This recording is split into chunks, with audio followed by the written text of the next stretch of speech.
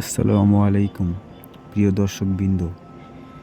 আজ আমরা আলোচনা করতে যাচ্ছি এমন একজন মহান নবীর জীবনী নিয়ে, যিনি জন্মেছিলেন অলৌকিকভাবে, কথা বলেছিলেন শিশুকালেই, মৃতকে জীবিত করার মুজিজা পেয়েছিলেন আল্লাহর হুকুমে, এবং তিনি পৃথিবীতে আবার ফিরে আসবেন কিয়ামতের পূর্বে।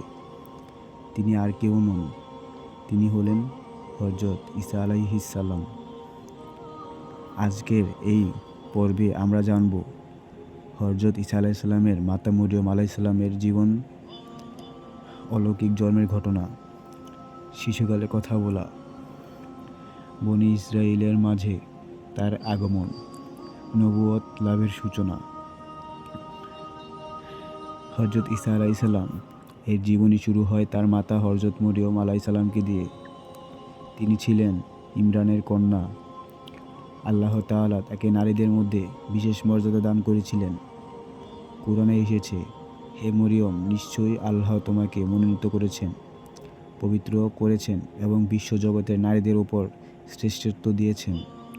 ভাবুন, পৃথিবীর কোটি কোটি নারীর মধ্যে আল্লাহ নিজে তাকে বেছে নিয়েছেন। মরিয়ম আলাইহিস সালাম ছোটবেলা থেকেই ছিলেন ইবাদত গুজার।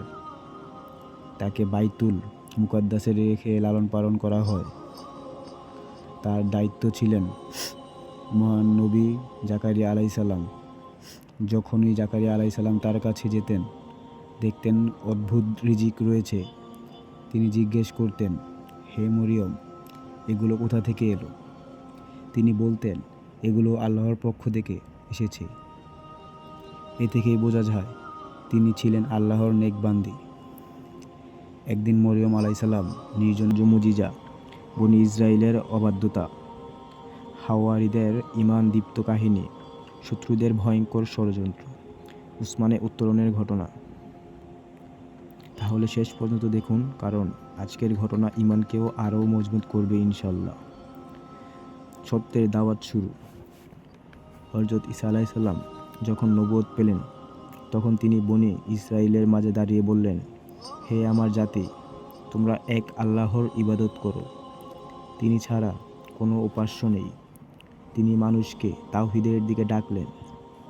কিন্তু অনেক মানুষ তখন দুনিয়া লোভে ডুবেছিল। ধর্মীয় নেতাদের অনেকে নিজেদের স্বার্থে সত্য গোপন করত। তাই ঈসা আলাইহিস সালামের দাওয়াত তাদের কাছে অস্বস্তিকর হয়ে উঠল। আল্লাহর দেওয়া বড় মুজিজা। আল্লাহ তাআলা ঈসা আলাইহিস সালামকে বহু আশ্চর্য মুজিজা দান করেছিলেন, যাতে মানুষ সত্য চিনতে পারে। মাটির পাখিতে প্রাণ দেওয়া। তিনি মাটি দিয়ে পাখি আকৃতি বানাতেন, তারপর আল্লাহর হুকুমে তাতে ফু দিতেন, আর তা জীবন্ত পাখি হয়ে উড়ে যেত। মন প্রশান্ত হোক এবং আমরা নিশ্চিত হই। তখন ঈসা আলাইহিস সালাম দোয়া করলেন। আল্লাহ আসমান থেকে খাবারে ভরা দস্তরখান নাজিল করলেন। এটা ছিল বড় নিদর্শন। ঈসা আলাইহিস সালামের জনপ্রিয়তা বাড়তে লাগলো, মানুষ তার সত্যতা বুঝতে লাগলো। এতে ধর্মীয় নেতারা ভয় পেয়ে গেল। তারা সিদ্ধান্ত নিল, ঈসা আলাইহিস সালামকে হত্যা করতে হবে। গোপন পরিকল্পনা হলো। রাতের আধারে তাকে ধরার ব্যবস্থা করা হলো। কিন্তু মানুষ পরিকল্পনা করে, আর আল্লাহও পরিকল্পনা করেন, আর আল্লাহই সর্বোত্তম পরিকল্পনাকারী। যখন শত্রুরা তাকে ধরতে এলো, তখন আল্লাহ তাআলা ঈসা আলাইহিস সালামকে রক্ষা করলেন, তাকে আসমানে উঠিয়ে নিলেন। শত্রুরা তাকে হত্যা করতে পারেনি, ক্রুশবিদ্ধ করতে পারেনি, বরং অন্য একজনকে ঈসা আলাইহিস সালামের মতো করে দেওয়া হয়েছিল। মানুষ বিভ্রান্ত হয়ে যায়। কুরআনে স্পষ্ট বলা হয়েছে, তারা তাকে হত্যা করেনি, ক্রুশবিদ্ধ করেনি, এবং তাদের কাছে তেমন মনে হয়েছিল। আল্লাহ ঈসা আলাইহিস সালামকে বিশেষ হিকমতে আসমানে উঠিয়ে নেন, কারণ তার পৃথিবীতে আবার আসা বাকি আছে। কিয়ামতের কাছাকাছি সময়ে তিনি পুনরায় পৃথিবীতে অবতরণ করবেন। তিনি দাজ্জালকে হত্যা করবেন, ন্যায় বিচার প্রতিষ্ঠা করবেন এবং সত্য ধর্মকে বিজয়ী করবেন। আমাদের জন্য শিক্ষা, ঈসা আলাইসাল্লাম এর জীবনের এই অধ্যায় থেকে আমরা শিখি, মুজিজা দেখেও সবাই ঈমান আনে না। হৃদয় সৎ না হলে চোখের সামনে সত্য থাকলেও মানুষ অস্বীকার করে। হাওয়ারিদের মতো সাহসী সহচর প্রয়োজন। ষড়যন্ত্রকারীরা কখনো সফল হয় না। মানুষ তার ফাঁদে পড়ে যাবে। মুমিনরা কঠিন পরীক্ষার মধ্যে পড়বেন। এই ভয়ঙ্কর সময়েই আল্লাহ হযরত ঈসা আলাইহিসসালামকে পৃথিবীতে পাঠাবেন। তিনি আসমান থেকে অবতরণ করবেন। হাদিস অনুযায়ী তিনি 2 ফেরেশতার ডানায় ভর দিয়ে নামবেন। তার আগমন হবে সত্যের বিজয়ের সূচনা। বর্ণনায় এসেছে তিনি দামেস্কের পূর্ব পাশে সাদা মিনারের কাছে অবতরণ করবেন। মানুষ বিস্ময়ে তাকিয়ে থাকবেন। মুমিনরা আনন্দে কেঁদে ফেলবেন, কারণ দীর্ঘ অপেক্ষার পর আল্লাহ মহান নবী আবার পৃথিবীতে এসেছেন। হযরত ঈসা আলাইহিসসালাম এর অবয়ব সম্পর্কে বর্ণনা এসেছে, মাঝারি গঠন, উজ্জ্বল চেহারা, হালকা লালিমাযুক্ত বর্ণ, চুল যেন ভেজা অবস্থায় ঝরবে।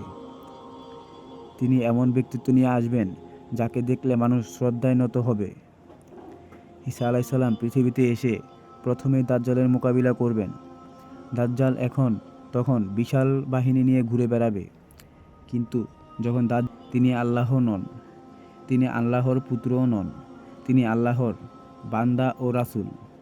অনেক বিভ্রান্তি দূর হবে, মানুষ সত্য জানতে পারবে। বিভিন্ন বর্ণনায় এসেছে তিনি পৃথিবীতে কয়েক বছর অবস্থান করবেন। ওই সময়ে তিনি ন্যায়ভিত্তিক শাসন পরিচালনা করবেন। মানুষ তার যুগকে শান্তির যুগ হিসেবে স্মরণ করবেন। প্রত্যেক মানুষের মতো হযরত ঈসা আলাইহিসসালামকেও একসময় মৃত্যুবরণ করবেন, কারণ পৃথিবীতে আসা প্রত্যেক প্রাণীকে মৃত্যুর স্বাদ গ্রহণ করতে হবে। তার মৃত্যুর পর মানুষ তাকে দাফন করবে। এরপর কিয়ামতের অন্যান্য আলামত প্রকাশ পেতে থাকবে।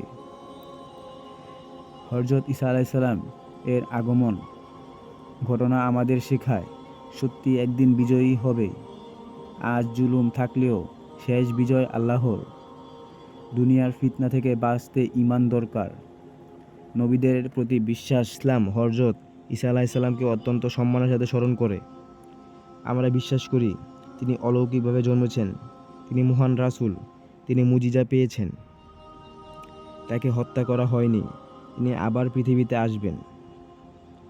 কিন্তু আমরা এটাও বিশ্বাস করি তিনি আল্লাহ নন, তিনি আল্লাহর সন্তান নন, তিনি ইবাদতের উপযুক্ত নন, তিনি আল্লাহর বান্দা ও রাসূল। ইতিহাসে দেখা যায় অনেক জাতি তাদের নেক মানুষের নিয়ে সীমা ছাড়িয়েছে, ভালোবাসতে গিয়ে ইবাদত শুরু করেছে, সম্মান দিতে গিয়ে শরীক বানিয়েছে। এ কারণেই ইসলাম শিক্ষা দেয়, সম্মান করো কিন্তু ইবাদত কেবল আল্লাহর। হযরত ঈসা আলাইহিসসালাম ছিলেন অত্যন্ত বিনয়ী, দয়ালু, আল্লাহভীরু। তিনি সত্যবাদী ছিলেন। তিনি গরিবদের প্রতি সহানুভূতিশীল ছিলেন। দুনিয়ার মোহ থেকে দূরে। তিনি রাজপ্রাসাদ চাননি, তিনি বিলাসিতা চাননি, তিনি মানুষের হেদায়েত চেয়েছিলেন।